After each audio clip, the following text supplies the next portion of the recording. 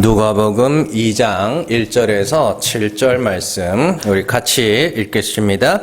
그때에 가이사 아구스도가 영을 내려 천하로 다 호적하라 하였으니 이 호적은 구레뇨가 수랴 총독이 되었을 때에 처음 한 것이라.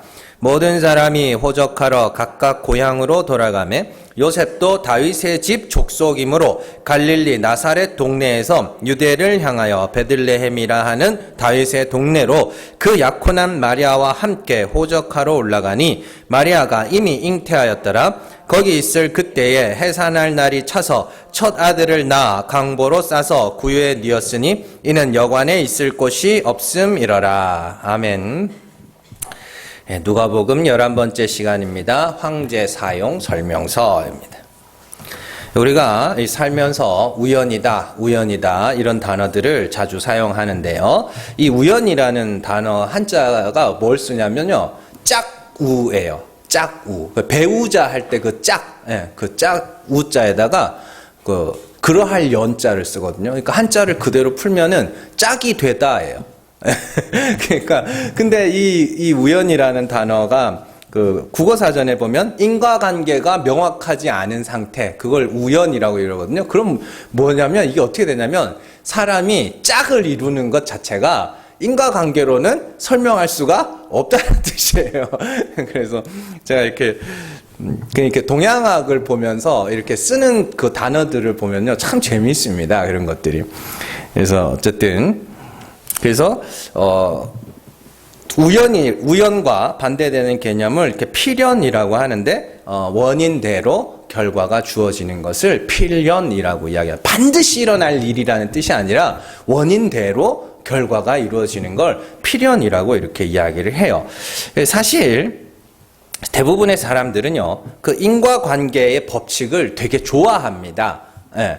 그래서 우리가 살아가는 이 세상이 인과관계에 의해서 돌아가기를 원해요.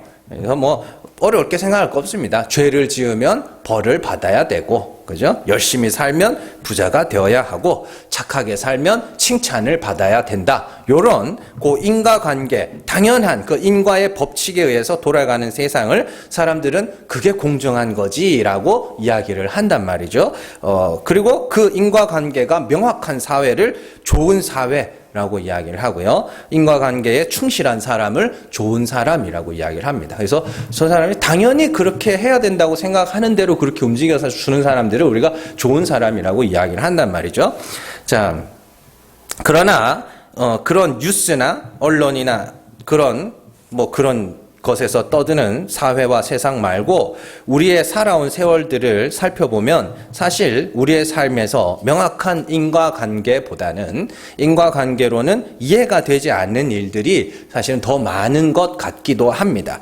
그래서 인과관계로 이해가 되지 않는 세상을 너무 쉽게 불합리한 세상이다라고 우리는 이야기를 해요. 그래서 죄를 지으면 벌을 받아야 되는데 벌을 안 받네? 그래서 뭐라 그래요? 불합리한 세상이라고 이렇게 이야기를 하죠. 왜 열심히 일하는 서민은 이렇게 자꾸 밑바닥만 기는 걸까? 이거 불합리한 세상이라고 이렇게 이야기를 해요. 어느 정도는 맞는 말입니다. 어느 정도는. 그러나 다른 관점에서 보면 이렇게도 생각할 수 있어요. 이 세상이 불합리하기보다는 의외로 우리가 진단을 제대로 못하고 있다라고 생각할 수도 있는 거예요. 뭔 말인지 아시겠죠? 자, 쉬운 예로 제가 설명을 해드릴게요. 자, 부자가 되려면 어떻게 해야 돼요? 부자가 되려면. 네? 열심히 일해서 돈을 차곡차곡 모으면 부자가 돼요? 그게 틀린 거예요. 그 원인이 그게 아니에요. 부자가 되려면 많은 리스크를 감수를 하고 투자라는 걸 해야 돼요.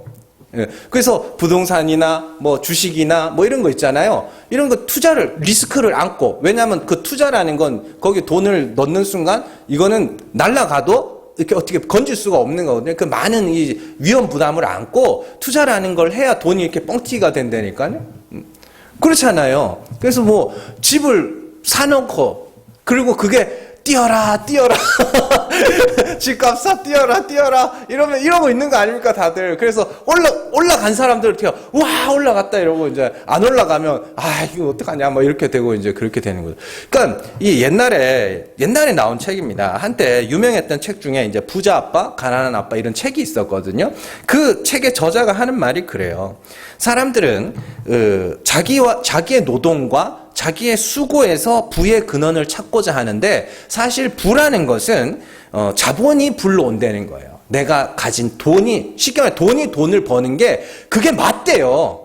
원래 그렇게, 돈이란 건 원래 그렇게 불려졌대요. 그래서 이 사람이 부자가 되기 위해서는 열심히 일을 해야 된대요. 열심히 일을 해서 뭐 하냐면 종잣돈을 마련을 해야 된대. 그리고 투자할 종잣돈을 갖고 계속해서 이렇게 투자를 하는데 그 돈을 갖고 그러면 돈을 어떻게 써야 되느냐? 일단은 투자를 하면서 한쪽으로는 뭐 하냐면 계속 돈을 주고 정보를 사야 된대요. 그러니까 단순하게 이미 알려진 정보는 늦은 거래요. 늦었고 아무도 알지 못하는 정보를 계속해서 돈을 써서 이 사람 저 사람 책도 사보고 만나기도 하고 막 이러면서 이제 그렇게 하라 그런 얘기죠. 그러니까 우리가 보통 알고 있는 그 부의 개념, 부자가 되려면 열심히 일하고 저축해서 모아야지, 이게 우리가 생각하는 원인이잖아요. 근데 그게 아니라는 겁니다. 좀 더 쉽게 말씀드릴게요. 자, 공부를 잘하려면 어떻게 해야 돼요? 네? 공부를 잘하려면 밤낮 없이 열심히 공부하면 공부 잘해요? 아닙니다. 타고나야 돼요. 유전자의 힘입니다. 타고나야 된다고요. 그러니까 본인의 노력과 또 뭐 잘 가르치는 교사와 좋은 책과 좋은 학교 이런 것들은 한 20%도 차지하지 못합니다. 본인이 잘 타고나야 돼요. 그러면 자식이 내가 해줄 만큼 해줬는데 공부를 못하면 이건 누구 탓이에요? 네, 내 탓이에요. 자, 키도 마찬가지입니다. 어떻게 하면 키 커요? 많이 먹어라. 많이 먹으면 키 큰다. 많이 먹으면 키 큰다. 이렇게 이야기를 하는데 아닙니다. 타고나는 거예요. 그러니까 유전자 정보 안에 이미 이 사람의 키는 몇 가지 클 수 있다는 그 정보가 들어있다니까요. 그래서 잘 먹으면 거기까지 크는 거고 못 먹으면 그것보다 조금 덜 크는 거고 그렇게 되는 거예요. 그러니까 옛날에 그렇게 전쟁 끝나고 나서 우리나라 먹고 살기 힘들고 그럴 때도 키가 큰 사람들이 있었다니까요. 못 먹어서 큰 거 아니잖아요. 잘 먹어서 큰 거 아니잖아요. 그 사람들도. 자, 그러니까 원인 분석이 잘못되니까 자꾸 이 세상이 불합리하게 여겨지는 거예요. 원인을 잘 분석하면 된다니까. 아, 내가 지금 왜 이렇게 가난한가? 딴 거 없어요. 아, 내가 부자가 투자를 안 했구나. 그렇게 하면 되는 건데. 자, 그래서 대부분의 사람들의 그 인과관계에서 원인에 대한 분석이 잘못됐다. 다 그런 건 또 아닙니다. 자, 어쨌든 우리가 인과관계로 이 세상의 일들을 풀어내지 못하는 이유를 가만히 한번 생각을 해보면 그 원인을요, 자꾸만 사람에게서 찾으려고 하기 때문입니다. 사람에게서. 그래서 사실 어떤 신학자들은 이렇게 이야기도 합니다. 이 세상에서 우연이라는 것은 없다라고 이야기를 해요. 왜냐하면 인간에게서만 원인을 찾을 때는 인과관계가 성립되지 않는 전부 우연한 일의 연속처럼 보이지만 하나님께 원인을 찾는다면 그건 다 필연이라는 거예요. 예를 들어서 보통 이제 아내들이 그런 한탄을 자꾸 하죠. 나는 어쩌다가 이런 사람을 만나서 어쩌다가 이런 집에서 살고 이런 집이라고 그러지도 않아요. 집구석에서 살고 있나. 그런 신세 한탄을 자꾸 하는데, 자, 그 말 안에는 여러 가지 의미가 포함되어 있는데 나는 이런 사람을 만날 만한 삶을 살지 않았다는 뜻이에요. 근데 나는 이런 사람을 만날 만한 원인을 제공한 적이 없는데 어쩌다가 이런 사람을 만났을까? 이 말이 그 안에 들어있는 거 아닙니까? 나는 성실히 살았고 열심히 공부했고 착하게 살았기 때문에 성실히 산 만큼 열심히 공부한 만큼 착하게 산 만큼의 좋은 사람, 좋은 환경, 좋은 집에 살아야 하는데 내가 지금 그러고 있지를 못하다라는 말이 그 안에 들어있는 거 아닙니까? 그러나 하나님이 어떤 목적을 가지고 우리에게 이런 사람, 이런 환경을 조성해 주시다. 하나님이 뭔가 뜻이 있어서 이런 사람을 만나게 하시고 이런 환경에서 내가 살게 하시는 게 아닐까라는 것을 알게 되면 이제는 내게 주어진 것들이 단순한 신세 한탄에서 끝나는 것이 아니라 뭔가 뜻이 있겠지로 가게 되는 거예요. 자, 우리가 우리의 인생을 대할 때에 꼭 필요한 자세가 바로 이런 자세입니다. 내가 뭘 그렇게 잘못해서 이런 일을 허락하셨냐는 그 인과론적 접근이 아니라 하나님이 무슨 일을 하시려고 이렇게 하시는 걸까라는 그 하나님의 계획과 목적에 대한 관심으로 우리 인생들을 바라볼 수가 있어야 된다는 거죠. 그렇다고 신세한탄이 없다는 건 아닙니다. 신세한탄 하죠. 왜 안 해요? 하는데 마음 한쪽에 그런 생각이 있다라는 겁니다. 자, 고린도전서 10장 13절 말씀 같이 읽습니다. 사람이 감당할 시험 밖에는 너희가 당한 것이 없나니 오직 하나님은 미쁘사 너희가 감당하지 못할 시험 당함을 허락하지 아니하시고 시험 당할 즈음에 또한 피할 길을 내사 너희로 능히 감당하게 하시느니라. 아멘. 자, 다른 내용들은 다 차치하고요. 이 말씀에서 시험을 허락하시는 분이 누구라 그래요? 하나님이라 그래요. 하나님이라고. 그렇다면 하나님은 왜 사람에게 시험을 허락하시는가? 성도는 거기에 집중할 수 있어야 내게 주어진 상황에 있어야 해요. 내게 주어진 상황에 집중해서 내가 뭘 잘못했길래 왜 하나님이 내게 이렇게 하시는가가 아니라 하나님이 무슨 일을 하시려고 이런 일들을 내게 허락하실까를 생각을 할 수 있어야 된다는 겁니다. 하나님은 분명한 하나의 목적을 가지고 그의 백성들을 위해서 이 역사를 운행해 가십니다. 하나님이 역사를 하나님이 운행하십니다. 많이 들어보셨죠? 그러나 왜 역사를 운행하시는가? 어떤 목적을 갖고 운행하시는가가 중요한 거예요.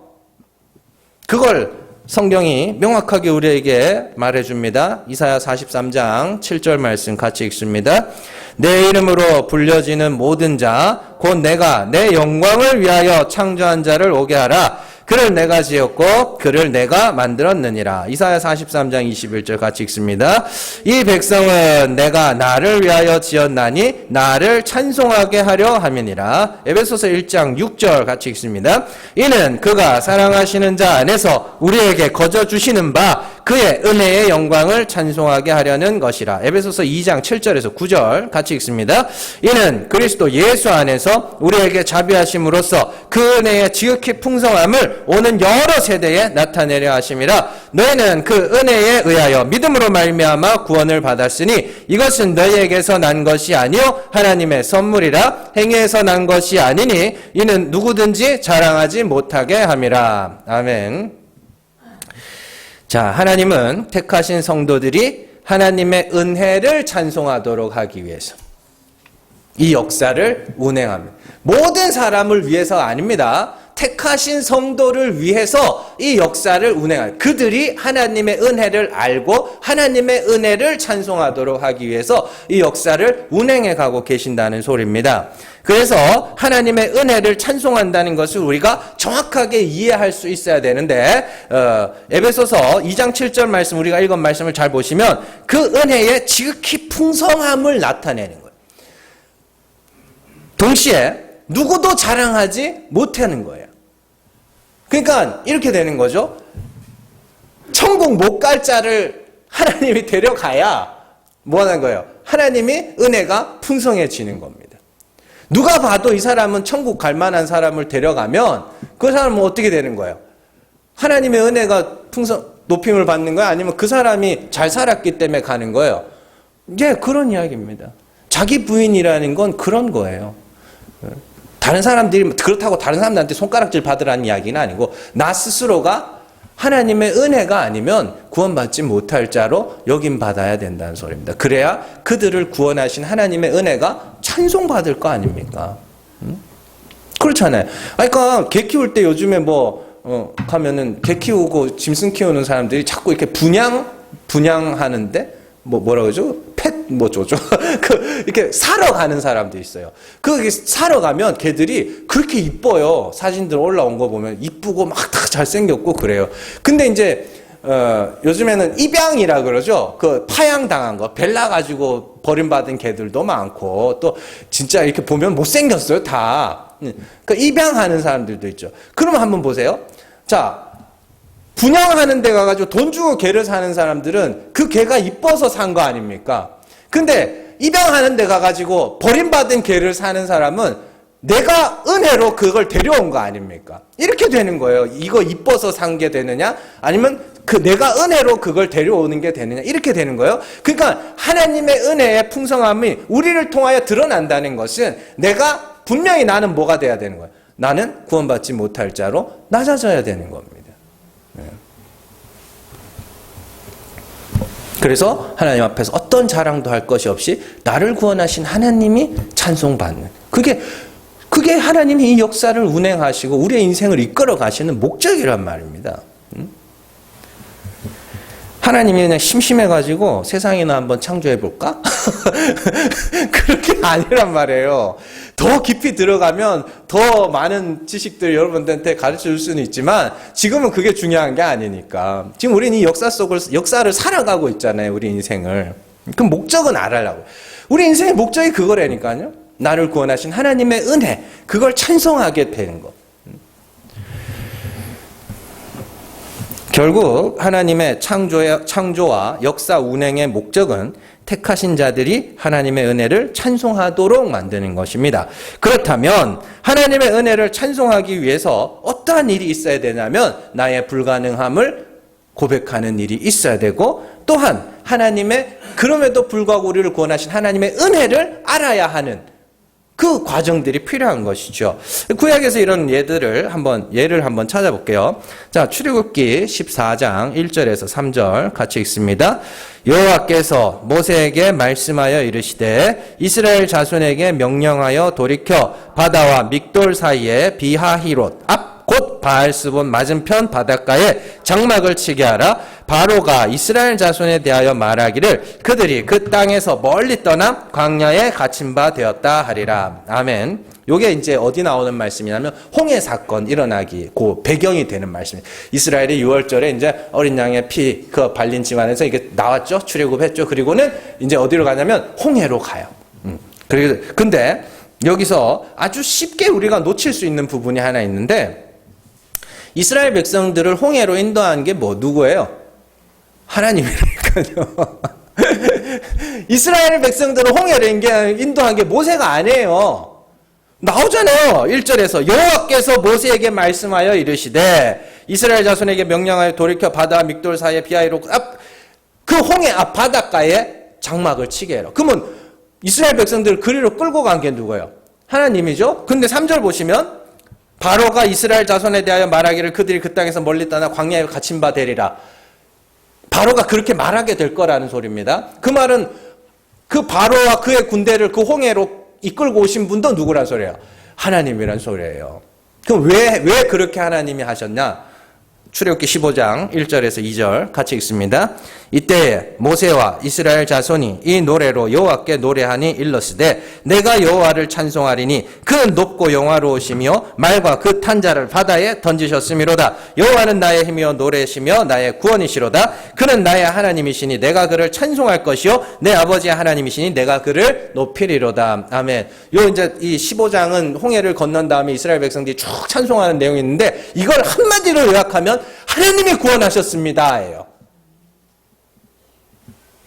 그러니까 잘 보세요. 하나님이 구원하셨구나를 찬송하도록 만드시기 위해서 하나님이 어디로 끌고 가요? 홍해로 인도한 거. 판 다 짜놓은 거예요. 하나님이. 홍해로 하나님이 이스라엘 백성들을 끌고 가고 바로와 그의 군사들을 끌고 오고, 예? 다 하나님이 우연히 일어난 일이 아니라니까요. 하나님의 계획 속에 다 그렇게 되어 있는 겁니다. 그래서 하나님의 은혜를 찬송하도록 하기 위해서 이스라엘이 겪었던 일이 뭐냐면 우린 다 죽었구나. 홍해를 건널 방법도 없고 애국 군대를 이길 방법도 없어요. 우린 다 죽었구나. 그죠? 자기의 불가능함을 경험하게 하십니다. 그리고 나서 하나님만 하실 수 있는 방법으로 바다를 열고, 그죠? 이스라엘 백성들이 건너게 하시고 바다를 닫아 애굽 군대를 수장시키는, 하나님만 하실 수 있는 일로. 그래서 구원받은 이스라엘 백성들도 하나님의 은혜, 하나님이 나를 구원하셨구나를 알게 되는 것이고, 심지어 애굽 사람들조차도 하나님이 그들을 구원하셨구나로 알게 돼요. 그래서 하나님이 모든 사람들에게 찬송을 받으신다고 이야기를 하거든요.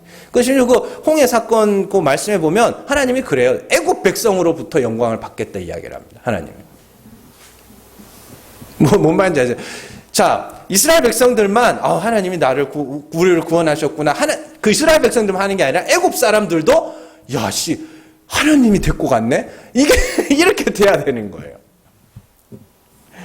자, 이처럼 하나님은 모든 사람들에게 찬송과 영광을 받으시기 위해서 우리의 인생을 인도하고 계시고 우리는 그 인생을 통하여서 하나님이 나를 구원하셨음을 배워가는 과정들을 겪어야 하는 것입니다. 그래서 하나님을 아는 성도들의 삶에 우연이라는 것, 일어나서는 안 될 일이라는 것은 없습니다. 하나님께서 하나님의 목적과 계획을 갖고 우리의 인생과 이 역사 전체를 운행하고 계신다는 소리예요. 그러면 일어나서는 안 될 일이라는 것이 없다면 그러면 내가 원망하고 한탄해야 될 대상도 없다는 소리예요.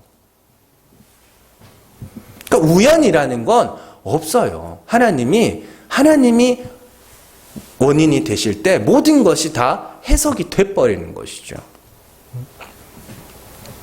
그래서 하나님의 우리가 이해할 수 있는 영역 안에서 일어나는 일은 인간관계로 보이게 되지만 이해할 수 없는 영역에서 일어나는 일은 우연처럼 보일 뿐입니다. 그래서 하나님의 계획과 섭리의 과정에서 보면 그건 다 일어나야 되는 일이에요. 자, 오늘 우리가 읽은 말씀을 통해서 하나님께서 그의 계획을 위해서 우리가 상상하지도 못하는 큰 일들까지도 하고 계신 것을 발견할 수 있습니다. 오늘 말씀은요, 요셉과 마리아가 호적하러 베들레헴에 들어가는 이야기입니다. 여기서 우리가 주목해야 될 부분이 1절과 2절을 보시면 당시의 시대적 상황을 제법 구체적으로 진술하고 있는 것을 볼 수가 있죠. 오늘 말씀 1절, 2절 한번 보시면 자, 그때 가이사 아구스도, 이때는 아우구스투스 황제 때를 이야기합니다. 자, 그리고 그때 당시에 시리아 지역, 총독이죠.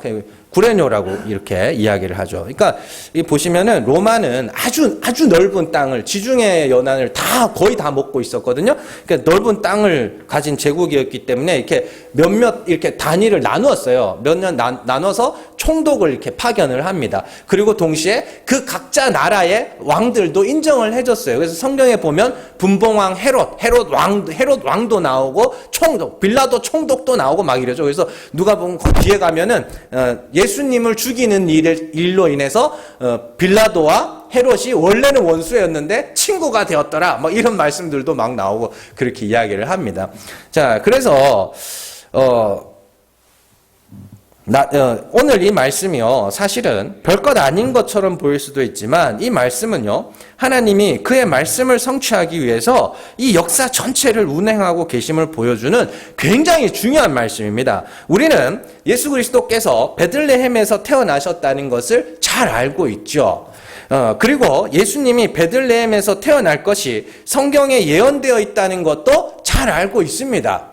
그런데 이상하게도 이 성경의 예언과 이 역사를 보는 인식이 서로 이렇게 합해지지를 못해요. 오늘 말씀 보시면 아구스도가 호적하라고 한 것과 성경의 그 예언관의 상관관계가 전혀 파악하지 못하고 있다는 소리라고요. 자, 먼저 하나님의 예언을 한번 볼게요. 미가서 5장 2절 같이 읽습니다. 베들레헴 에브라다야, 너는 유다 족속 중에 작을지라도 이스라엘을 다스릴 자가 내게서 내게로 나올 것이라. 그의 근본은 상고에 영원에 있느니라. 마태복음 2장 4절에서 6절 같이 읽습니다. 왕이 모든 대제사장과 백성의 서기관들을 모아 그리스도가 어디서 나겠느냐 물으니 이르되 유대 베들레헴이오니 이는 선지자로 이렇게 기록된 바 또 유대 땅 베들레헴아 너는 유대 고을 중에서 가장 작지 아니하도다. 내게서 한 다스리는 자가 나와서 내 백성 이스라엘의 목자가 되리라 하였음이니이다. 아멘. 구약의 미가서에서 베들레헴을 향하여 유다 족속 중에 작을지라도 이스라엘을 다스릴 자가 내게서 나올 것이다. 이렇게 이야기를 했죠.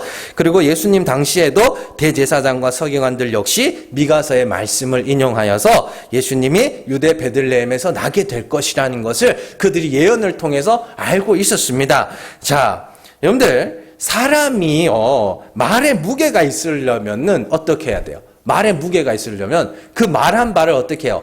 지켜내야 되죠. 예. 그래서 그런데 말한 대로 지키는 사람이 없으면 그 사람이 말을 자기가 뱉어놓은 말을 못 지키면 그 사람의 말에 신뢰도 안 가고 그 말의 무게도 굉장히 떨어지게 됩니다. 그러니까 이 약속을 웬만하면 약속을 안 잡는 게 제일 좋아요. 웬만하면 약속을 안 하는 게 제일 좋고 약속을 하면 반드시 지켜야 됩니다. 그러니까 이게 함부로 막 다짐하고 함부로 맹세하는 그런 사람들 있죠. 그 사람들은 본인은 막 할 수 있을 것처럼 그러지만 주변 사람들 보면 보는 그런 저 실없는 인간 저거 이게 뭐냐면 말에 무게가 하나도 없는 거예요. 그래서 뭐 젊은 사람들끼리는 제일 안 믿는 말 중에 뭐 밥 한 번 먹자죠. 밥 한 번 먹자. 밥 한 번 안 먹어요. 밥 한 번 먹어. 밥 사줄래나 기다리는데 연락이 안 와. 자, 이에 반해서 하나님의 말씀을 언약이요 맹세라고 하는 이야기가 뭐냐면 하나님이 말씀하시면 반드시 그렇게 돼요. 그래서 저는 옛날부터 그랬어요. 하나님의 음성을 듣기를 원합니다. 하나님 말씀을 주세요. 저는 그 사람들 보고 야 쟤는 무슨 자신감으로 저렇게 이야기를 하나 그런 생각했어요. 하나님이 무슨 말 하실 줄 알고 예? 하나님이 무슨 말씀을 하실 줄 알고 자꾸 말씀을 달라 그래요. 하나님이 명년 이맘때에 네가 죽으리라 그러면 그건 진짜 그렇게 되는 거라니까 돌이킬 수가 없어요. 하나님이 말씀하시면. 그러니까 그런 건 안 듣는 게 좋다니까요. 그러니까 하나님이 보세요. 사도 바울에게 나타나서 너는 내 복음을 이방인에게 전하기 위하여 택한 나의 그릇이라고 하면서 네가 내 복음 때문에 직살나게 고생할 거야 라고 말씀을 했어요. 그때 그 말대로 됐어요. 복음을 전하면서 죽도록 고생하게. 그러니까 하나님의 말씀을 뱉는 대로 그대로 된다니까요. 그러니까 안 듣는 게 좋은 거예요? 듣는 게 좋는 거예요? 안 듣는 게 좋아요. 그거 알고 나면 재미없고 무서워서 어떻게 살아? 하나님이 다윗에게 칼이 네 집안을 떠나지 않을 거라. 백주 대낮에 네 아내들이 다 그냥 겁탈당할 거야. 그대로 됐잖아요. 그거 안 듣는 게 좋아요. 하나님 그냥 알아서 끌고 가시고 그 말을 해주면 재미없잖아요. 영화 결론 말해주면 재미없잖아요. 걔가 범인이래요 이러면 어쨌든 그래서 하나님은 말씀하신 대로 반드시 지키시며 이루시는 분이기 때문에 성경은 하나님을 절대 거짓말을 하실 수 없는 분이다라고 이야기를 합니다. 이처럼 하나님의 말씀은 맹세이며 약속이며 말씀하신 바를 반드시 지키시는 분이기 때문에 자, 하나님께서 이스라엘을 다스릴 왕을 베들레헴에서 나게 하시겠다라고 하셨다면 반드시 뭐 해야 돼요? 베들레헴에서 나야 되는 겁니다. 그런데 오늘 말씀 4절에 나오는 대로 약혼한 요셉과 마리아가 살던 동네가 어디였어요? 갈릴리 나사렛입니다. 그리고 그 그러면 지금 그들이 사는 데는 갈릴리 나사렛이고 그러면 그들이 성경의 예언대로 하려면 이들이 어디로 가야 돼요? 베들레헴으로 가야 돼요. 근데 이 나사렛과 베들레헴의 거리가 120km입니다. 그리고 이미 마리아는 뭐한 상태예요? 임신한 상태예요. 그럼 그때 당시에 차가 있었어요? 없었어요. 그러면은 아무리 자기 다윗의 동네라고 할지라도 이 마리아와 요셉이 베들레헴으로 갈 확률이 몇 프로? 거의 없다고 봐야 돼요. 거의 없다고 봐야 된다고요. 자, 그래서 아무리 생각해도 갈릴리 나사렛에서 사는 임신한 아내, 이거 심지어 또 이 베들레헴에 도착하자마자 애 낳잖아요. 그건 거의 만삭이라는 소리거든요.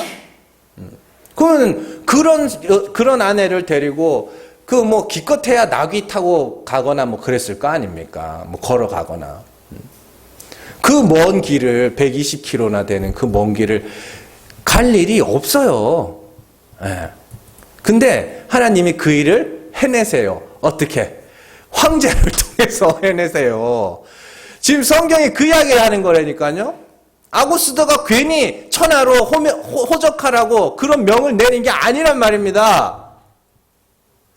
지금 하나님께서 그 아구스도 황제를 통해서 하나님의 예언을 성취해 나가고 계신 거예요. 그렇게 될 수밖에 없도록.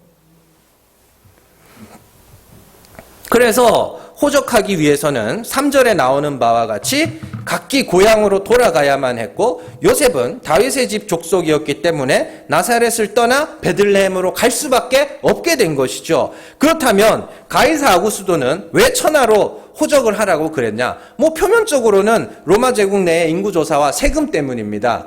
그러나 성경은 그 아구스도의 호적의 목적을 단 하나로 일축해버려요. 하나님의 예언을 성취하기 위해서. 네. 뭔 말인지 아시겠어요? 그러니까 이 성경의 역사는 여러분들이 그렇게 읽으셔야 되는 겁니다. 이스라엘을 다스릴 왕이 베들레헴에서 나야 하기 때문에 하나님이 아구스도를 통하여 천하로 호적하게 하신 거예요. 나사렛에서 살던 마리아와 요셉을 베들레헴으로 옮기기 위해서 아구스도를 사용한 것이 되는 것이죠.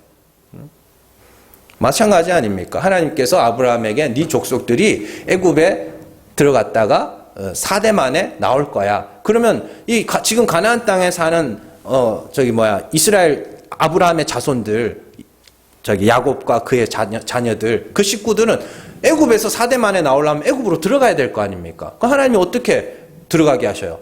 기근을 주신다니까요. 기근을 허락하셔서 들어갈 수밖에 없도록. 그리고 거기서 요셉을 통하여서 그 양식을 맡은 자가 거기 있는 거 아닙니까? 그렇게 들어가게 하셔요, 거기서. 그리고는 4대도 400년을 거기서 살게 하시잖아요. 하나님 말씀을 이루기 위해서 그렇게 해나가시는 거라니까요. 자, 그래서 우리가 이것을 조금만 생각해 보면 두 가지 아주 중요한 사실을 알 수가 있는데요. 첫 번째는 하나님의 스케일이 너무 크다는 겁니다. 마리아와 요셉을 베들레헴으로 옮기기 위해서 하나님은 로마 황제를 사용하셨다는 것이고, 그러면 더 크게는 로마 제국 전체를 움직이셨다는 말이죠. 천하로 호적하라고 했으니까 로마 제국 안에 모든 사람들은 다 호적을 해야 될 거 아닙니까? 그러니까 호적하라고 하면 요셉과 마리아만 호적을 했겠어요? 아닙니다. 로마 제국 내의 모든 사람들이 호적을 해야만 했고요. 그런데 하나님은 그 두 사람을 베들레헴으로 옮기기 위해서 로마 제국 전체를 뭐하고 계신 거예요? 움직이고 계신 거예요. 두 번째는 그 큰 일을요, 그 스케일이 큰 일을 너무나 초라한 두 사람을 위해서 하셨다는 사실이 우리를 더 놀라게 하는 것이죠. 자, 황제를 움직이시고 로마 제국 전체 사람을 움직이신 이유가 결국에는 요셉과 마리아라는 너무나 보잘것없는 두 사람을 움직이기 위해서라는 결론에 이르게 되잖아요.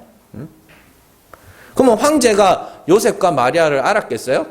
몰랐겠죠. 하나님의 예언은 알았을까요? 몰랐죠. 총독 구레뇨는 알았을까요? 몰랐어요. 아무것도 몰랐어요.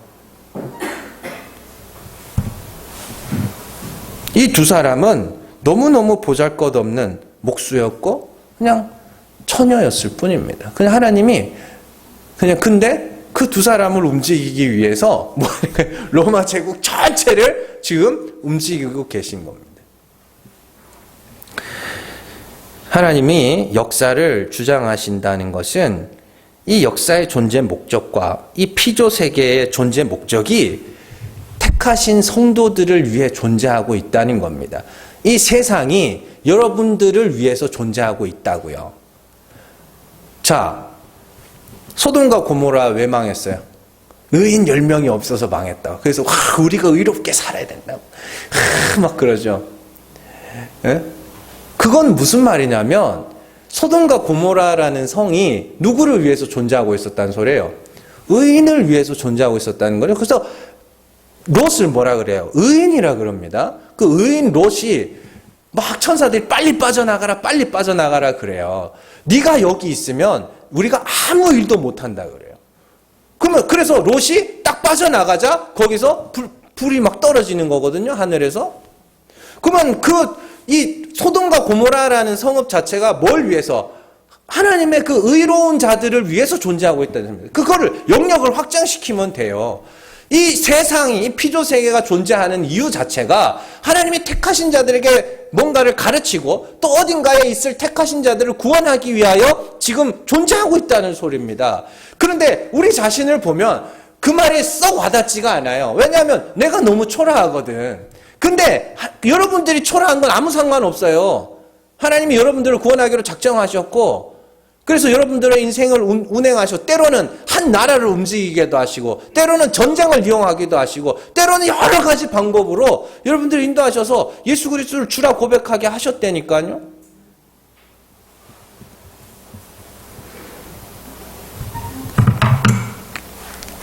성경은 하나님이 택하신 성도들을 구원하시기 위해서 어떤 일을 하시는지 성경에 기록해 놓고 있어요. 로마서 10장 13절에서 15절 같이 읽습니다. 누구든지 주의 이름을 부르는 자는 구원을 받으리라. 그런즉 그들이 믿지 아니하는 일을 어찌 부르리요? 듣지도 못한 일을 어찌 믿으리요? 전파하는 자가 없이 어찌 들으리요? 보내심을 받지 아니하였으면 어찌 전파리요? 기록된 바 아름답도다 좋은 소식을 전하는 자들의 발이어함과 같으니라. 아멘. 확실한 것 하나는 있다는 겁니다. 확실한 것 하나는 있는데 누군가로부터 복음을 들어야 하고 성령의 역사하심에 의하여 그 복음을 믿어야 하고 믿은 후에 부르짖는 그 과정들, 확실하게 택하신 자들을 구원하는 일에 그 과정은 반드시 있어야 된다는 소리입니다. 하나님이 저에게 역사하셔서 말씀을 깨닫게 하시고 깨달은 말씀을 전하게 하실 때 택하신 자들을 만나게 하시고 또 여러분들이 말씀을 들을 때 하나님이 깨닫게 하심으로 믿게 되고 또 부르짖게 되고 또 여러분들을 통하여서 하나님이 누군가를 어떻게 해요? 복음을 전하게 하고 그들이 또 성령의 역사하심에 의하여 믿게 되는 그 과정들이 분명히 있다는 것입니다. 자, 구원받은 성도들에게 있어서 우연이라는 것은 없고요. 필요 없는 사람도 없고요. 만나서는 안 되는 사람도 없고요. 일어나서는 안 되는 일도 없습니다. 이 세상과 이 역사와 이 피조세계 전체가 하나님이 택하신 자들을 위해서 존재하시게 하시는 겁니다. 여러분들 내가 초라하다고 그 말이 에이 그래도 뭐 별거 있어요? 대통령이나 뭐 이런 사람들 뭐 별거 있어요? 뭐 자기들 힘으로 기껏 해봐야 뭐 어떡할 건데? 응? 별거 없어요. 그 사람들 뭐 대통령하고 정치인들 뭐 돈 많은 사람들 아무것도 아니라니까요. 그냥 하나님이 쓰시는 거예요. 택하신 자들을 구원하시기 위해서 여러 가지 방법으로. 근데 스케일이 너무 커서 우리가 어떻게 해요? 때로는 왜 이런 일이 일어나지? 그렇게 여겨질 뿐이지 하나님이 스케일이 너무 커가지고 아니 그 두 사람 이 베들레헴으로 옮기려고 로마 제국 전체를 움직였다니까요. 하나님이. 그러니까 우리가 요셉과 마리아라는 사람을 너무 그냥 보잘것없게 생각하다 보니까 그게 이해가 안 되겠죠. 마찬가지 아닙니까? 나도 별거 아닌 나를 위해서 하나님이 이렇게까지 하나님이 때가 되어서 복음을 전하게 하시려고 복음이 유대에서 시작돼서 점점 퍼져나가서 어떻게 여기까지 왔겠어요? 그러니까 그런 것들이 역사적 관점을 갖고 보시면은 좋은 일도 나쁜 일도 없어요. 그냥 일어나야 되는 거구나. 하나님이 또 이런 일들을 통하여 지구촌 어딘가에 있는 사람들을 구원하시겠구나. 그래서 성경에 보면은 그 사도 바울의 행적 중에 아주 재미있는 이야기가 하나 나오죠. 유두고라는 사람이 드로아 사람입니다. 그래서 사도 바울이 하루 들러요. 딱 하룻밤 자지도 않아요. 밤새 떠들다가 그 유두고라는 사람이 거기서 3층에서 듣고 있다가 떨어져서 죽죠. 그리고는 그가 죽은 자 가운데서 살아나는 일들을 경험하게 됩니다. 그리고 그로 말미암아 그 지역에 있는 많은 사람들이 부르심을 받았더라 이렇게 되어 있습니다. 위로를 얻었더라 이렇게 되어 있는데 그 성경의 원어를 보면 그로 말미암아 많은 이들이 부르심을 받았더라. 그래서 그 사도 바울의 행적을 보면 사도 바울이 단 하루 드로아에 들렀는데 그게 뭐냐면 하나님께서 드로아에 있는 유두고를 구원하시기 위해서 거기다가 보내신 거예요. 유도가 원래 예수 믿던 사람이 아니라니까요. 그러니까 좀 이렇게 목사님들이 성경을 좀 극적으로 표현을 하고 싶은 거. 그 대사도가 설교를 하는데 앉아서 자고 있었다고 이러면서 불 끌라고 대기하고 있었던 거예요. 손님 나가면 이제 그 3층 난간에 불 끌라고. 그러니까 하나님이 그런 식으로라도 하나님이 택하신 자들을 만나게 하시고 복음을 듣게 하시고 믿게 하시는 일들을 허락하신다는 겁니다. 그래서 우리가 이런 관점에서 보면 사실은 정권이 바뀌고 이 코로나라는 전염병이 돌고 또 러시아와 우크라이나의 전쟁이 나고 하는 이런 일들이요. 그렇게 보시면 돼요. 하나님이 그런 일들을 통하여서 또 어딘가에 있을 택하신 자들을 구원하시기 위해서 이런 일들을 허락하시는 거구나. 그러면 좋은 것도 아니고 나쁜 것도 아니고 그렇게 되는 거예요. 그러니까 우리 교회만 봐도요. 코로나 기간 중에 우리 교회 나오신 분들이 있어요. 기간 중에 우리 교회 나오신 분들이 있다니까요. 그래요. 하나님이 어떻게 일하실지 아무도 모릅니다. 우리가 그러면 할 수 있는 건 뭐예요? 작은 만남 하나도 소중하게 여기고 만나는 이들에게 다른 건 몰라도 주의 복음을 증거할 수 있으면 됩니다. 하나님이 그 여러분들이 전하는 복음을 언제 어떻게 열매 맺을지 아무도 몰라요. 그래서 그 민들레 홀씨 아시죠? 이렇게 바람에 막 날려가고 그러잖아요. 그게 이렇게 보도블록 같은 데서 막 이렇게 뚫고 나오잖아요. 어떻게 열매 맺을지 아무도 모릅니다. 당장에 내 교회에 내가 전도한 사람이 나와 있지 않다고 낙심하지 마세요. 하나님께서 우리가 뿌린 씨앗을 어디서 어떻게 열매를 거두실지 아무도 알지 못합니다. 작은 만남, 아무리 파잘것 없어 보이는 그 사람들과의 만남에서도 주의 복음을 증거하면서 하나님의 역사하심을 기대하면서 살아가는 저 여러분들 되시기를 주님의 이름으로 축원합니다. 기도하겠습니다.